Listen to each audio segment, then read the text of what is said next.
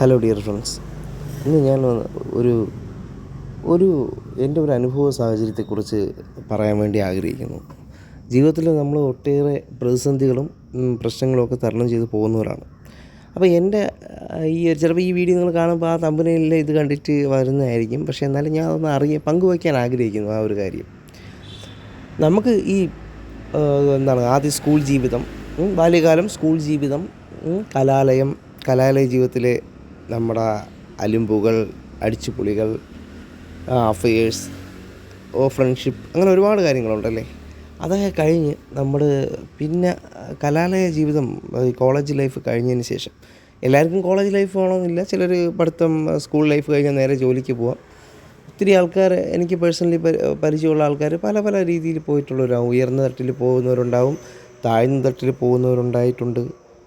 ഉയർച്ചയിൽ നിന്നും താഴെയും താഴ്ചയിൽ നിന്നും ഉയർച്ചയിലേക്കും ഒരു മോഡറേറ്റ് ലൈഫും ജീവിക്കുന്നവരുണ്ട്. ഞാനിപ്പോഴും ഒരു മോഡറേറ്റ് ലൈഫ് ജീവിച്ചുകൊണ്ടിരിക്കുന്ന ആളാണ്. ഉയർച്ചയും താഴ്ചയും ഒരേ സമയം ഫേസ് ചെയ്തുകൊണ്ടിരിക്കുന്ന ഒരു ലൈഫ് സ്റ്റൈലാണ് എനിക്ക് ഉള്ളത് എന്നാണ് ഞാൻ മനസ്സിലാക്കിയിട്ടുള്ളത്. അപ്പോൾ ഈ സമയത്ത് ഇതിനൊക്കെ മുമ്പ് നമ്മുടെ ഒരു ജീവിതത്തിൽ ഒരു മോഡറേറ്റ് സ്ഥിതി എത്തുന്നതിന് മുമ്പ് നമ്മൾ ജീവിക്കുമ്പോഴത്തേക്ക് ഏറ്റവും കൂടുതൽ നമ്മൾ അലട്ടുന്ന ഒരു പ്രശ്നം എന്ന് പറഞ്ഞാൽ സാമ്പത്തികം തന്നെയാണ്. അപ്പോൾ ഞാനിപ്പോൾ ചിന്തിക്കുന്നുണ്ട്, എന്തിനാണ് സമ്പത്ത് എന്ന് പറയുന്നത് എന്തിനാണ് എന്ന് വെച്ചാൽ, ഞാൻ മനസ്സിലാക്കുന്നത് ജോലി നമുക്ക് ലഭിച്ചു കഴിഞ്ഞാൽ നമുക്കൊരു വിവാഹ ജീവിതത്തിലേക്ക് കടക്കാം. ഇത്രയും നാളത്തെ ജീവിതത്തിൽ നിന്നും നമ്മുടെ ജീവിതം കൊണ്ടൊരു അർത്ഥം വേണം, പുതിയൊരു തലമുറയിലേക്ക് പോകണം. അതൊക്കെ ആണ് ഈ വിവാഹ ജീവിതവും. പിന്നെ ആ ഒരു വിവാഹ ജീവിതം, കുടുംബസ്ഥനായി ഒരു ഫാമിലിയെ നോക്കി ജീവിക്കുന്ന ഒരു ജീവിതം, അതൊരു രസമാണ്. അതുതന്നെയാണ് 99% ആൾക്കാരുടെയും ഫ്യൂച്ചർ എന്ന് പറയുന്നത്. അതിൽ 1% ആൾക്കാർ മാത്രം ചിലപ്പോൾ മറ്റു രീതിയിലൊക്കെ പോകുന്നവരായിരിക്കാം. അതിൽ കുറേ പേര് ജയിലിൽ കഴിയുന്നവരുണ്ട്, കുടുംബസ്ഥരാവാതെ ജയിലിൽ കഴിയുന്നവരുണ്ട്, കുടുംബസ്ഥരാവാൻ ആഗ്രഹിക്കാത്തവരുണ്ട്. ചിലർ ഇപ്പോൾ പുതിയ ഗെറ്റ് ടുഗദർ അല്ല, ലിവിങ് ടുഗദർ മാറിപ്പോയി. അപ്പോൾ ഇതിനൊക്കെ മുമ്പ് ഒരു മോഡറേറ്റ് ലൈഫ് ഞാൻ പറഞ്ഞ പോലെ വരുന്നതിന് മുമ്പ് നമുക്ക് സാമ്പത്തികമായിട്ട് ഇപ്പോൾ ഒരു 2000 രൂപ വേണം. ആ സമയത്ത് ചിലപ്പോൾ നമ്മൾ പെർമനൻ്റ് ഒരു ജോലിക്ക് പോകുന്ന അവസ്ഥ ആയിരിക്കില്ല, അല്ലേ. അപ്പോൾ എന്തെങ്കിലും വർക്കുകൾ പോകുന്നതോ അങ്ങനെയൊക്കെ ആയിരിക്കും. നമുക്കിപ്പോൾ എന്തെങ്കിലും ആവശ്യം, എന്തെങ്കിലും ഒരു കാര്യം നിങ്ങൾക്ക് പൈസയ്ക്ക് അത്യാവശ്യം വന്നു, നമ്മൾ ഒരാളെ നിന്ന് കടം വാങ്ങും, അല്ലേ. ഏറ്റവും കൂടുതൽ പ്രതിസന്ധി സൃഷ്ടിക്കുന്ന കാര്യമാണ് ഈ കടം വാങ്ങുക എന്നൊരു കാര്യം. ഒരാൾക്ക് ഒരിക്കലും കടമില്ലാതിരുന്നാൽ അവൻ എപ്പോഴും സേഫാണ്. കടം നിങ്ങൾക്ക് വാങ്ങാം, ഏതെങ്കിലും സ്ഥാപനങ്ങൾ മുഖേനയോ നിങ്ങളെ റിസ്കിൽ വാങ്ങാം. അല്ലാതെ ഒരാളെ നിന്ന് വാങ്ങിക്കഴിഞ്ഞാൽ അതിലൂടെ സംഭവിക്കുമെന്ന് പറഞ്ഞാൽ, ഈ കടം എനിക്ക് മനസ്സിലായിട്ടുള്ളത്, എൻ്റെ ജീവിതത്തിൽ ഞാൻ മനസ്സിലാക്കിയ കാര്യം, ചിലർ ഈ പൈസ വാങ്ങിച്ചാൽ തിരിച്ച് കൊടുക്കത്തില്ല. കാരണം ചെറിയൊരു തുകയില്ലേ, അവൻ തിരിച്ച് ചോദിക്കത്തില്ല എന്ന രീതിയിൽ അതങ്ങ് വിട്ടുകളയും. ഇനി എൻ്റെ കാര്യം തന്നെ ഞാൻ പറയട്ടെ, ഞാനും ആ സമയങ്ങളിൽ ഇതേപോലത്തെ കാലയളവിൽ പൈസ വാങ്ങിയിട്ട് തിരിച്ച് കൊടുക്കാൻ ഈ രീതിയിൽ ചിന്തിച്ചിട്ടുള്ള, പയ്യെ കൊടുക്കാം എന്ന് ചിന്തിച്ചിട്ടുള്ള ഒരാളായിരുന്നു. പക്ഷേ പിന്നെ അത് ഇങ്ങനെ പലർക്കും 500, 1000, 2000 ഒക്കെ വെച്ചിട്ട് ഒരു 3-4 പേർക്ക് ഇങ്ങനെ എപ്പോഴും എനിക്ക് ഒരു കടം ഉണ്ടായിരുന്ന ഒരു സിറ്റുവേഷൻ ഉണ്ടായിരുന്നു. ഞാൻ എന്തെങ്കിലും ജോലി ചെയ്ത് അത് തിരിച്ച് കൊടുക്കും. അപ്പോഴും എനിക്ക് മനസ്സിൽ വിഷമമാണ് ഈ പൈസ എടുക്കുക. കാരണം നമ്മുടെ കയ്യിൽ നിന്ന് പൈസ എടുത്ത് കൊടുക്കുമ്പം നമുക്കെപ്പോഴും ഒരു വിഷമം തന്നെയാണത്, അല്ലേ. ഇപ്പോൾ നമുക്കൊരു വർക്ക് കിട്ടി, അത് ചെയ്ത് കഴിഞ്ഞിട്ട് നമുക്കൊരു 10,000 രൂപ കിട്ടി. അപ്പോൾ ഈ കടമെല്ലാം തീർത്ത് പിന്നെ 5 രൂപ ഉള്ളൂ, ചിലവെല്ലാം കൂടെ ഒരു 2-3 രൂപ പോയി, പിന്നെ വെറും 2,000 രൂപ ഉള്ളൂ. അപ്പോഴും നമുക്കൊരു ഫോൺ എടുക്കണോ, അല്ലെങ്കിൽ എന്തെങ്കിലും ചെയ്യണോ, എവിടെയും കറങ്ങാൻ പോകണോ, അല്ലെങ്കിൽ ഗേൾഫ്രണ്ടിന് ഒരു ഗിഫ്റ്റ് വാങ്ങിച്ചു കൊടുക്കണോ, അല്ലെങ്കിൽ വീട്ടിലൊരു സാധനം വാങ്ങണോ, അതൊന്നും നടക്കത്തില്ല, അല്ലേ. അപ്പോൾ ഈ അവസ്ഥയിലായിരിക്കും അവരും. പക്ഷേ ഇതിൽ ശ്രദ്ധിക്കേണ്ട കാര്യം, നമ്മൾ ഒരിക്കലും കടം അങ്ങനെ വരുത്തി വയ്ക്കരുത്. കടം ഭയങ്കരമായിട്ട് നമ്മുടെ ജീവിതത്തിൽ ഒരു അലട്ടുന്നതും നമ്മുടെ ജീവിതത്തിൽ നമ്മളെ ബാധിക്കുന്നതുമായിട്ടുള്ളൊരു കാര്യമാണ് ഈ കടം വാങ്ങുക എന്ന് പറയുന്നത്, ബോറോയിങ്. നിങ്ങളത് ഒരിക്കലും ചെയ്യാതിരിക്കാൻ വേണ്ടി, അതിനു വേണ്ടിയിട്ടൊരു സിറ്റുവേഷൻ നിങ്ങൾ ഉണ്ടാക്കാതിരിക്കുക. എനിക്ക് പറ്റിയിട്ടുള്ള കാര്യങ്ങൾ ഞാൻ പറഞ്ഞുതരാം. എൻ്റെ കയ്യിൽ നിന്ന് ഒരു സുഹൃത്ത്, എൻ്റെ കൂടെ SLC വരെ പഠിച്ചിട്ടുള്ളൊരു സുഹൃത്താണ്. അവൻ എന്നെ വിളിച്ചു, ഇങ്ങനെ എൻ്റെ അടുത്ത് പൈസ ഒന്ന് ചോദിച്ചു. ഇങ്ങനെ അവൻ്റെ അമ്മയ്ക്ക് സുഖമില്ല എന്ന് പറഞ്ഞിട്ട് പൈസ ചോദിച്ചു. ഞാൻ കൊടുത്തു. വലിയൊരു തുകയൊന്നുമല്ല, എന്നാലും നമുക്ക് ഒരു ദിവസം ഒരാൾ മെനക്കെട്ട് കഴിഞ്ഞാൽ കിട്ടുന്നൊരു തുക, അല്ലേ. ഒരു തുക അതെന്ന് പറയുന്നത് നമുക്കൊരു ദിവസം ഒരു ഫാമിലിക്ക് സുഖമായിട്ട് കഴിയാത്തതിന് തുക വേണ്ട. ആ തുക എൻ്റെ നിന്ന് വാങ്ങിച്ചു. ശേഷം വീണ്ടും ഒരാഴ്ച കഴിഞ്ഞു. ഒരാഴ്ചക്കകത്ത് തരാമെന്നാണ് പറഞ്ഞത്. 2 ദിവസം കഴിഞ്ഞ് വീണ്ടും ആ തുക വീണ്ടും ആവശ്യപ്പെട്ടു. അർജൻറ്റാണെന്ന് പറഞ്ഞു. ഞാൻ അങ്ങനെ വീണ്ടും ആ പൈസ കൊടുക്കുകയുണ്ടായി. സത്യം പറഞ്ഞ് ഞാൻ കൊടുക്കുന്ന സമയത്ത് ഞാൻ കുറച്ച് ഒരു മോഡറേറ്റ് ലൈഫിലോട്ട് എത്തിയതിനു ശേഷം ഞാൻ ചിന്തിച്ചിട്ടുണ്ട് പലപ്പോഴും. ആര് പൈസ ചോദിച്ചാലും ഒരിക്കലും കടം കൊടുക്കരുത് എന്നൊരു തീരുമാനം വരുത്തണമെന്ന് ഞാൻ ചിന്തിച്ചിട്ടുണ്ടായിരുന്നു. കാരണം നമ്മുടെ കയ്യിൽ നിന്ന് കഷ്ടപ്പെട്ട് നമ്മൾ ഉണ്ടാക്കുന്ന ഈ പൈസ അല്ലേ, നമ്മൾ ഇപ്പം ഈ പൈസ നമ്മൾ നശിപ്പിച്ച് കളയുന്നതിനേക്കാൾ വിഷമമാണ് ഒരാൾക്ക് ഇത് താൽക്കാലികമായി കൊടുത്തിട്ട് അയാൾ തിരിച്ച് തരാതെ വരുമ്പോഴത്തേക്ക് വളരെ വിഷമം ഉണ്ടാക്കുന്ന ഒരു കാര്യമാണ്. അത് നമ്മൾ പറ്റിക്കപ്പെടുന്ന ഒരവസ്ഥയാണ്, വലിയ തുകയാവട്ടെ ചെറിയ തുകയാവട്ടെ. അപ്പോൾ അങ്ങനെ ഇത് തരാതിരുന്ന സിറ്റുവേഷനിൽ ഞാൻ ഇതിനെക്കുറിച്ച് ബോധേഡായില്ല. കാരണം അവൻ ഒരു അടുത്ത ആഴ്ച ഒരു ഞായർ ദിവസം അവധി പറഞ്ഞിരുന്നു. ആ സമയത്ത് അവൻ എന്നെ വിളിച്ചത് ഒന്നുമില്ല. 1 മാസം കഴിഞ്ഞു. ആ സമയത്ത് ഞാൻ അവനെ വിളിക്കുകയുണ്ടായി. Phone switch ഓഫിലായിരുന്നു. അതിനുശേഷം ഞാൻ വീണ്ടും അവൻ എൻ്റെ ഒരു പഴയൊരു സുഹൃത്താണ്. അവനെ ഞാൻ വീണ്ടും മറ്റുള്ള ഒരാൾ വഴി കോൺടാക്റ്റ് ചെയ്തു. അങ്ങനെ ഞാൻ അറിഞ്ഞ സമയത്ത് അപ്പോഴും അവൻ്റെ നമ്പർ കിട്ടുന്നില്ല. അവൻ റിങ് ചെയ്യുന്നു ഫോൺ, പക്ഷേ എടുക്കത്തില്ല. പിന്നെ ആ ഒരു റിങ് പോയി കഴിഞ്ഞാൽ പിന്നെ ഫോൺ സ്വിച്ച് ഓഫ് ആക്കുകയോ ഫ്ലൈറ്റ് മോഡ് ആക്കുകയോ സിമ്മ് മാറ്റുകയോ വാട്സാപ്പൊക്കെ കളഞ്ഞു ആൾ. അങ്ങനെ ഞാൻ അന്വേഷിച്ചപ്പോഴാണ് അറിഞ്ഞത് ഇവൻ ഒരുപാട് പേർക്ക് പൈസ കൊടുക്കാനുണ്ട്. ഒരുപാട് പേര് ഇതേപോലെ പൈസ വാങ്ങുകയും വലിയ തുകകൾ വാങ്ങും. വലിയ തുകയെന്ന് പറഞ്ഞാൽ ഒരാൾക്ക് എനിക്ക് തോന്നുന്നു 1 ലക്ഷങ്ങളുടെ കടം അവനുണ്ടായിരിക്കും. കടമില്ലാത്തവരാരുമില്ല. നമുക്ക് ആവശ്യങ്ങൾക്ക് വേണ്ടി കടം വാങ്ങുക, നിങ്ങൾക്കൊരു എമർജൻസി സിറ്റുവേഷൻ. ഇത് ഞാൻ തിരക്കിയെടുത്തോളം കാലം അവൻ ഡെയിലി അവൻ്റെ ദൈനംദിന സുഖ സൗകര്യങ്ങൾക്ക് വേണ്ടി ചിലവഴിച്ച് ഉണ്ടാക്കിയ കടമാണ്. ഇപ്പോൾ ഒരാൾക്ക് 30,000 രൂപയാണ് അവൻ്റെ വരുമാനം. അവൻ ഒരു മാസം 10,000 രൂപ പൊട്ടിച്ച് കഴിഞ്ഞാൽ അവന് നഷ്ടം തന്നെയാണ്. പക്ഷേ എങ്കിലും അവന് കടം വരത്തില്ല. 20,000 പൊട്ടിച്ചാൽ കടം വരത്തില്ല. പക്ഷേ 30,000 പൊട്ടിച്ചാൽ അവൻ കടക്കാരനായിക്കൊണ്ടേയിരിക്കും.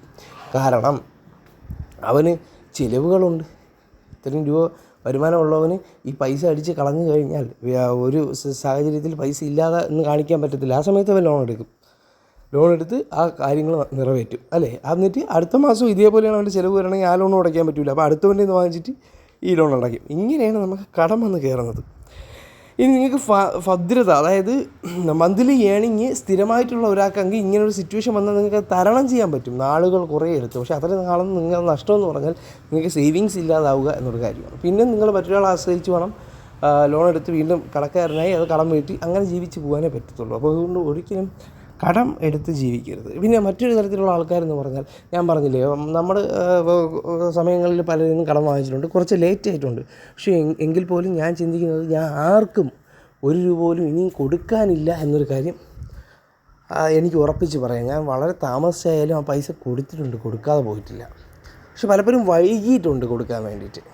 പക്ഷെ വൈകുമ്പോൾ നിങ്ങൾ ചെയ്യേണ്ടത് ആ കാരണം വിളിച്ച് മറ്റേ ആളിനടുത്ത് പറയുക വേണം ചെയ്യേണ്ടത്.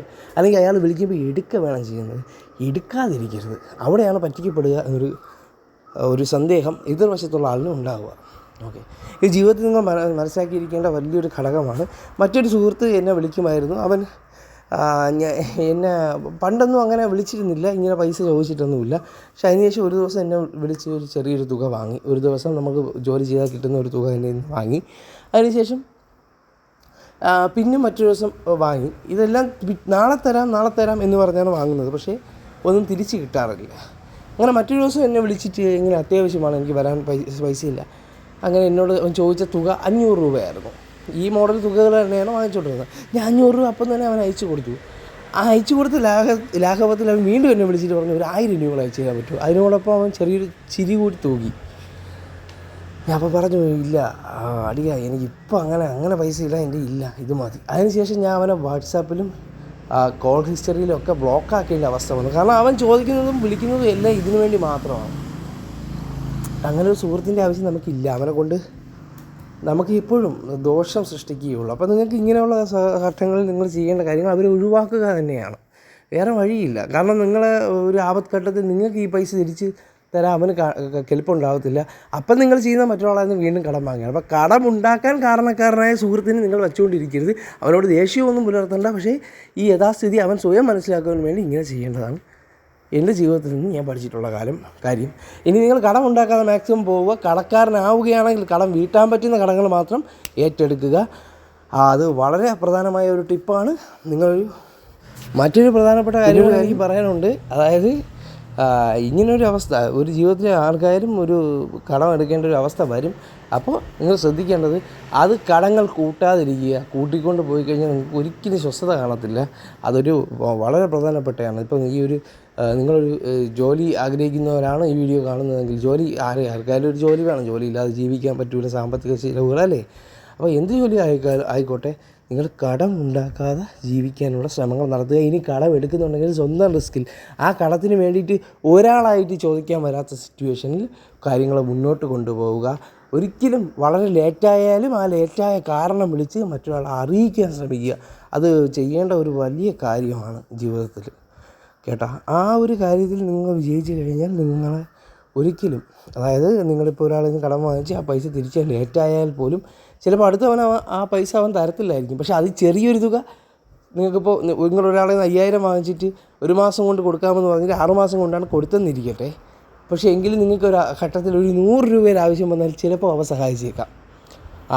അതാണ് അതിൻ്റെ ഉപയോഗം.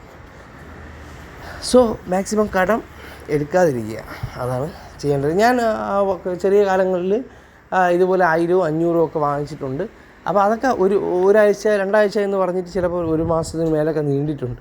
അങ്ങനെയുള്ളവർ പിന്നെ എനിക്ക് തന്നിട്ടുണ്ട്. പക്ഷേ അങ്ങ് തരുന്നത് എന്തെന്ന് വെച്ചാൽ എന്നെക്കൊണ്ട് എന്തെങ്കിലും എന്നെ വേണ്ടപ്പെട്ടവരാണ് എന്നുള്ളവരാണെങ്കിൽ എനിക്ക് തന്നിരിക്കും. കാരണം ഒരു ഉപകാരിയാണ്. അവനെ കൊണ്ട് എനിക്ക് എന്തായാലും ഈ പൈസ നഷ്ടപ്പെടത്തില്ല, തരും, ചിലപ്പോൾ ലേറ്റാവും. അതിലപ്പുറമൊന്നും നമ്മൾ കടന്നു പോകേണ്ട ഒരു സിറ്റുവേഷൻ ഉണ്ടാക്കാതിരിക്കുന്നതായിരിക്കും എപ്പോഴും ലൈഫിൽ നല്ലത്. കാരണം ഇതൊക്കെ എനിക്ക് മനസ്സിലായത് എനിക്ക് ഈ പൈസകളാരും തരാതെ വന്നപ്പോഴും ലേറ്റായപ്പോഴുള്ള ഞാൻ ഫേസ് ചെയ്യേണ്ടി വന്ന ബുദ്ധിമുട്ടുകളെക്കുറിച്ച് ആലോചിച്ചപ്പോഴാണ്. ഓക്കെ, അപ്പോൾ ഇതൊക്കെയാണ് സിറ്റുവേഷൻസ്. അപ്പോൾ ഈ ഒരു ലോകത്ത് എന്ന് പറയുന്നത്, നിങ്ങൾ ഒരാൾക്ക് പൈസ സമ്പത്ത് ഇങ്ങനെ കൊടുക്കുമ്പോഴത്തേക്ക് അയാൾക്ക് തിരിച്ചു തരാൻ പറ്റുന്ന സിറ്റുവേഷനിലാണോ, അല്ലെങ്കിൽ ഇത് കൊടുത്തു കഴിഞ്ഞാൽ നാളെ നിങ്ങളുടെ കയ്യിൽ ഒരു ബുദ്ധിമുട്ട് ഉണ്ടാകാത്ത ഒരവസ്ഥയിൽ പോവുക, അങ്ങനെ വേണം ഇത് ചെയ്യേണ്ടത്. പ്രത്യേകം പറയുന്നുണ്ട്, കടം കൊടുക്കുന്നതും തെറ്റാണ്, കടം വാങ്ങുന്നത് മാത്രമല്ല കടം കൊടുക്കുന്നവനും കുറ്റക്കാരനാണ്.